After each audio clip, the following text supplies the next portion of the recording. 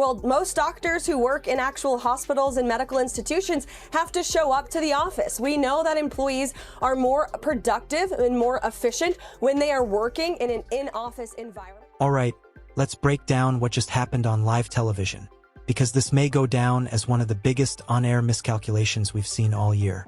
Michael Strahan, former NFL star and current Good Morning America host, walked into this interview confident he was about to land a political win. He came prepared, framed his questions carefully, and squared off against Caroline Leavitt, President Trump's sharp and disciplined press secretary. But things didn't unfold the way he likely expected. While Strahan once dominated opponents on the football field, in this exchange he found himself outmaneuvered at every turn. Leavitt didn't just handle the questioning. She redirected it entirely, turning the moment against him without raising her voice. So what exactly happened? How did what looked like a planned gotcha moment unravel so quickly?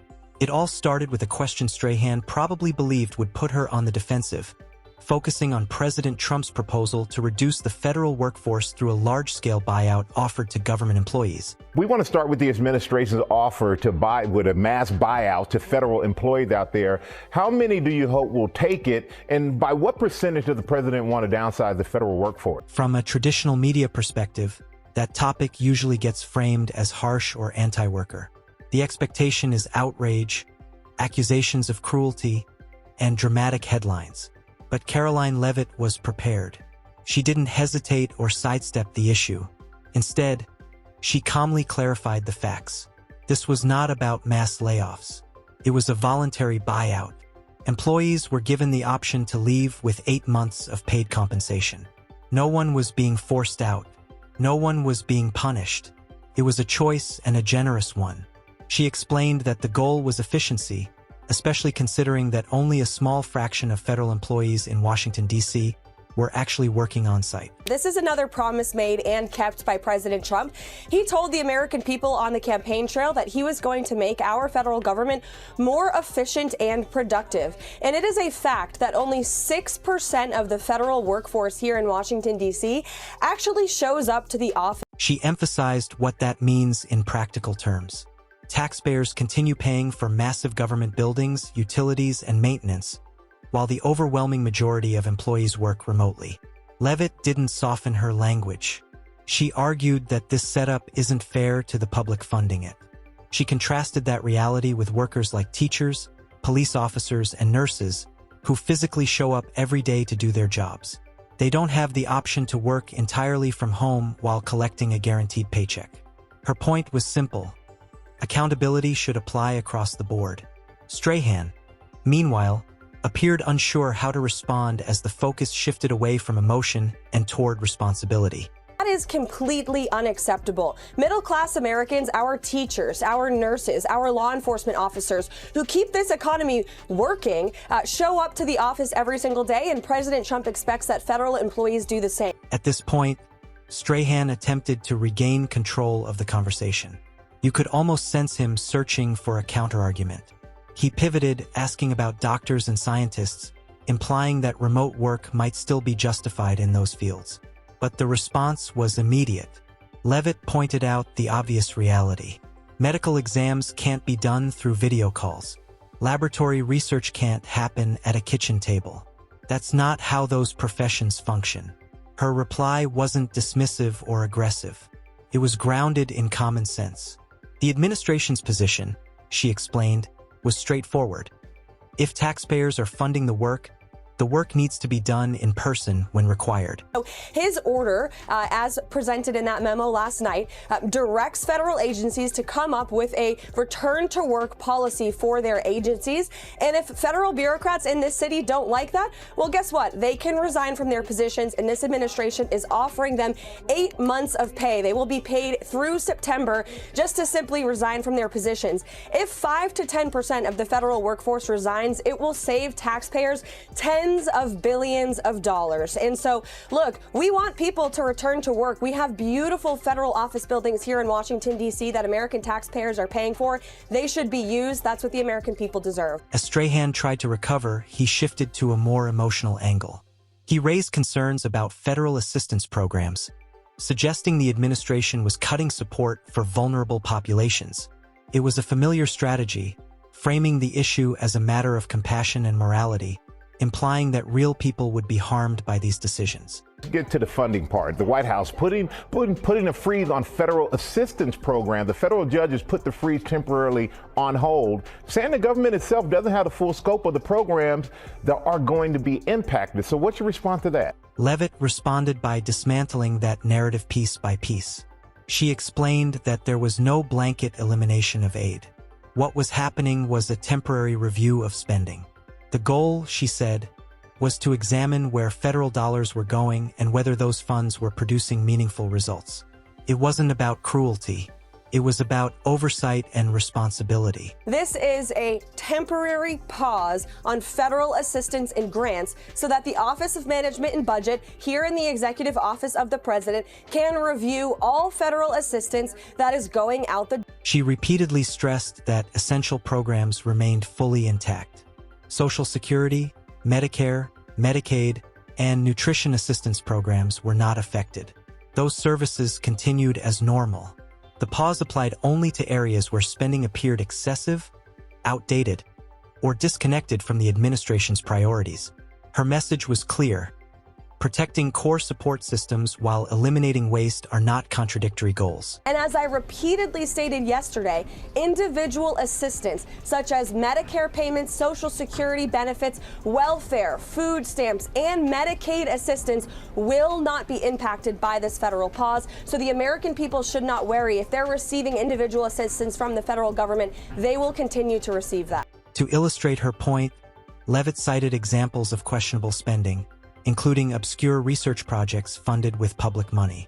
She explained that the administration had no intention of continuing to finance initiatives tied to policies that had already been reversed, such as certain diversity programs or climate projects from previous administrations.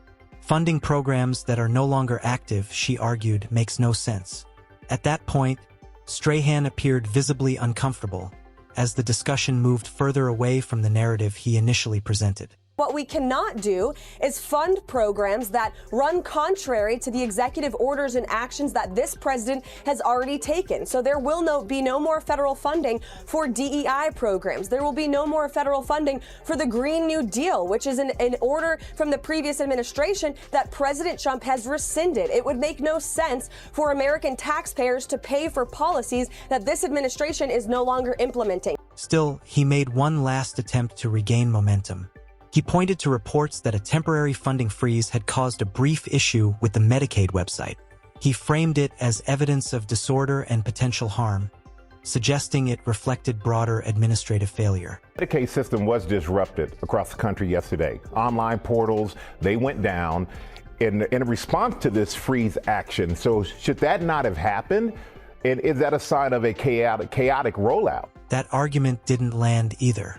Leavitt addressed it directly, confirming that the issue had been identified and resolved quickly. The system was operational again within minutes. There was no widespread disruption. In fact, she explained that improvements were already being implemented. What was meant to be a damaging point ended up highlighting how quickly the issue was handled.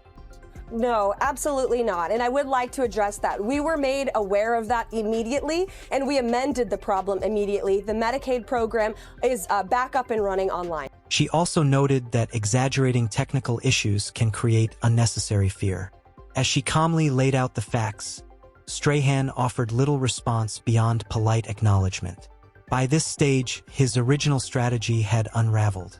The exchange began to resemble a one-sided lesson in preparation and composure. But even then, he wasn't finished. He shifted gears again, bringing up criticism from Caroline Kennedy regarding RFK Jr., Trump's nominee for Secretary of Health and Human Services. He quoted her comments describing Kennedy as dangerous and misinformed. Okay, and Robert F. Kennedy Jr., let's go to another topic. We have a lot to cover here. President Trump's nominee for Secretary of Health and Human Services has his confirmation hearing this morning, where his cousin Caroline Kennedy, she's speaking out against him, calling him, quote, unqualified with dangerous and willfully misinformed views on vaccines, and that he is a predator. And what's your response to that? Leavitt's response was firm and measured. She defended RFK Jr. by outlining his professional background, including decades of work related to public health, environmental advocacy, and government accountability. She emphasized that he was not an outsider with no credentials, but someone with a long record of legal action, research involvement, and institutional oversight.